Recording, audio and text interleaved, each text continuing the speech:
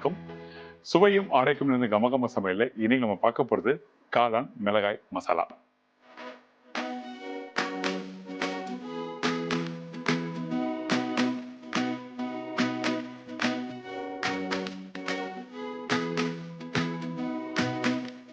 ரொம்ப அருமையான ரெசிபி. இந்த ரெசிபி பார்த்தீங்கன்னா இந்த காஞ்ச மிளகாய், அதுக்கப்புறம் மஷ்ரூம், கொஞ்சம் தேங்காய் பால்.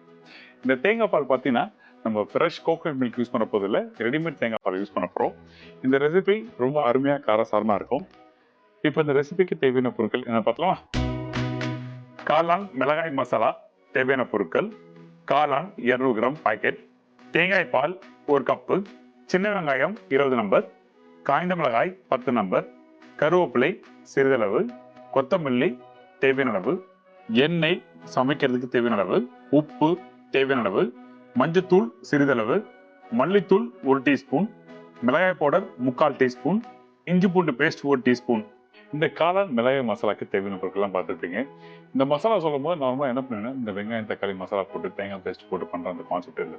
இதில் பர்டிகுலராக நான் ஸ்டார்டிங்கே சொன்ன மாதிரி வந்து தேங்காய் பால் யூஸ் பண்ணுறோம். அந்த தேங்காய் பால் வந்து ரெடிமேட் தேங்காய் பால் யூஸ் பண்ணுறோம். இதுக்காக இந்த ரெடிமேட் தேங்காய் பால் யூஸ் பண்ணுற கேட்டிங்கன்னா, இந்த ரெடிமேட் தேங்காய் பால் பார்த்தீங்கன்னா கொஞ்சம் திக்காக இருக்கும், அது இல்லாமல் இனிப்பு தன்மை இருக்கும். நீங்கள் ஃப்ரெஷ்ஷாக யூஸ் பண்ணுறதில் யூஸ் பண்ணலாம்னா கண்டிப்பாக யூஸ் பண்ணலாம். ஆனால் இந்த டெக்ஸ்சர் அதில் கொடுக்காது, அதான் விஷயம், வேறு எதுவுமே இல்லை. சரிங்களா? அடுத்து நம்ம என்ன பண்ணுறோம்னா, இந்த காஞ்ச மிளகாய். இந்த காஞ்ச மிளகாவை இந்த மாதிரி கொஞ்சம் விதை எடுத்து அதுக்கப்புறம் இந்த மாதிரி உடச்சி வச்சுருக்கேன். முடிஞ்ச அளவுக்கு விதையை எடுத்துருங்க. நார்மலாக நம்ம ஒரு ரெசிபி பண்ணும்போது என்ன பண்ணோம்னா, இந்த கடுகு சீரகம் சோம்பெல்லாம் தலைப்பு போடும். ஆனால் இந்த ரெசிபிக்கு இந்த காஞ்ச மிளகாவை டைரெக்டாக நம்ம இதில் போடுறோம். ஏன்னா அப்போ தான் அந்த மிளகாவோட அந்த நெடி வரும், அதே டைமில் அந்த காரத்தோட அளவும் உங்களுக்கு நல்லா கிடைக்கும். இப்போ இது போட்ட பிறகு பச்சை கருவேப்பிலை, இதோட சின்ன வெங்காயம். நான் சின்ன வெங்காயம் நான் கொடுத்த குவான்டிட்டியோட அதிகமாக போடலாம் அப்படின்னா கண்டிப்பாக யூஸ் பண்ணலாம். நான் ஒரு 10 வெங்காயம் சொல்லிக்கலாம், நீங்கள் 20 வெங்காயம் ஆசைப்பட்டுனா போடலாம், ஒன்றும் தவறுதும் இல்லை. இந்த வெங்காயம் எந்த அளவுக்கு அதிகமாக இருக்கோ இந்த காஞ்ச மிளகாவை சேர்த்து சாப்பிடும்போது ரொம்ப நல்லா இருக்கும். அதனால இந்த வெங்காயம் ஆசைப்பட்டீங்கன்னா எக்ஸ்ட்ரா போட்டுருக்கீங்க. இதுக்கப்புறம் நான் என்ன பண்ணுறேன், இந்த காஞ்ச மிளகா இந்த சின்ன வெங்காயத்தோட நல்லா வதக்க ஆரம்பிக்கிறேன். அதே டைமில் இந்த மஷ்ரூமும் இதில் யூஸ் பண்ணுறோம். ஏன்னா இந்த காஞ்ச மிளகா, சின்ன வெங்காயம், இந்த மஷ்ரூம், இந்த மூணுமே வந்து தூக்கத்தில் வந்து எல்லாம் வந்து சேர்ந்து வேகணும். ஸோ அதனால நம்ம ஃபஸ்ட்டே போட்டுருவோம். அதே டைமில் இந்த மஷ்ரூம் வேகிறது ரொம்ப டைம்லாம் எடுக்காது. அதிகபட்சம் பார்த்தீங்கன்னா இந்த மஷ்ரூம் வேகிறதுக்கு ஒரு 3 நிமிஷம் தான் டைம் இருக்கும். அளவுக்கு ஏற்ற மாதிரி கொஞ்சம் ஒரு 2 பாயிண்ட் எக்ஸ்ட்ரா போடணும்னா ஒரு 2 நிமிஷம் எக்ஸ்ட்ரா ஆகும், அவ்வளோதான். இப்போ இந்த மாதிரி லைட்டாக வதக்கிட்டு இதுக்கப்புறம் உப்பு போடுறோம்.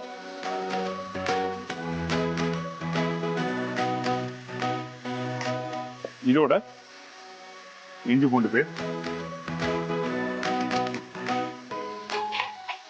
இதுக்கப்புறம் மஞ்சத்தூள், மிளகாய் பவுடர்,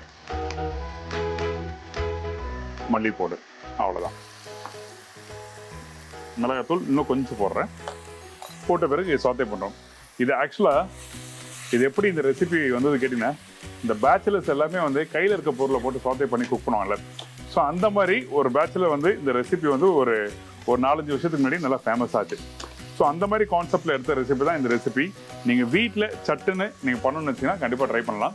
அது மட்டும் இல்லை, எனக்கு சமையலே தெரியாது, எனக்கு பண்ணுறது பக்குவம் தெரியாது அப்படின்னு நினச்சிங்கன்னா அந்த டைமில் இந்த மாதிரி ரெசிபி டக்குன்னு பண்ணிடலாம். ஏன்னா எல்லாத்தையும் ஒன்றா போட்டு குக் பண்ணுறோம், அவ்வளோதான், வேறு எதுவுமே இல்லை. இந்த மாதிரி பக்குவம் வந்த பிறகு தான் இது போடணும், இந்த பேஸ்ட் இந்த மாதிரி அரைக்கணும், அந்த மாதிரிலாம் எதுவுமே இல்லை இந்த ரெசிபியில். சரிங்களா? இப்போது இந்த மாதிரி லைட்டாக டாஸ் பண்ணிவிட்டு இந்த தேங்காய் பால், இந்த தேங்காய் பால் தேவையான அளவுக்கு நம்ம யூஸ் பண்ணுறோம். கொஞ்சம் வெந்து வரும்போது தேங்காய் பால் யூஸ் பண்ணுங்க.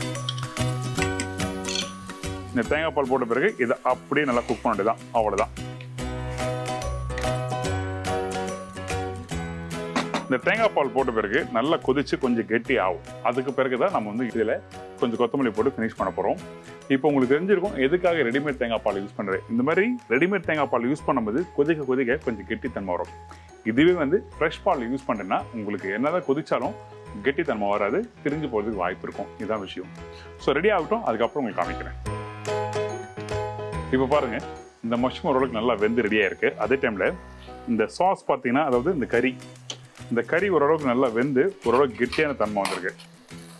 இந்த மாதிரி வரணும், அவ்வளோதான். இப்போது அடுப்பை ஆஃப் பண்ணுங்க. இதுக்கப்புறம் நீங்கள் ட்ரையாக குக் பண்ண வேண்டிய அவசியமே இல்லை. இந்த மாதிரி கொஞ்சம் ஜூஸியாக இருந்தால் தான் சாப்பிட்றதுக்கு ரொம்ப நல்லாயிருக்கும். ஸோ அதனால் நம்ம என்ன பண்ணுறோம், இந்த மாதிரி பக்குவம் வந்தோடனே அடுப்பை ஆஃப் பண்ணிடுங்க. ரொம்ப ஈஸியாக அதிகபட்சம் ஒரு 3 to 4 மினிட்ஸ் நீங்கள் குக் பண்ணி முடிச்சிடலாம். அந்தளவுக்கு ஒரு ஈஸியான ரெசிபி தான் இன்றைக்கி நம்ம பார்த்துருக்க இந்த காளான் மிளகாய் மசாலா.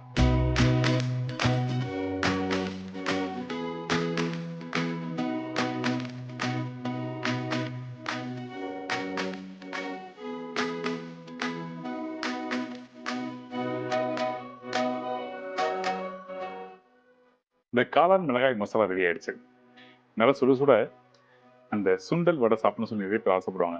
அந்த டைமில் அந்த ஆப்ஷன் கிடைக்கலன்னா நீங்கள் வீட்டில் ட்ரை பண்ணி பார்க்கலாம். சட்டுன்னு ஈஸியாக பண்ண முடியும். அந்தளவு ஒரு காரசாரமான ஒரு சூப்பரான ரெசிபி தான் இந்த காளான் மிளகாய் மசாலா. கண்டிப்பாக ட்ரை பண்ணி பாருங்கள். இதே மாதிரி இன்னொரு நாள் ஒரு அருமையான ரெசிபி சந்திக்கிறேன். நன்றி, வணக்கம். See you, bye, take care.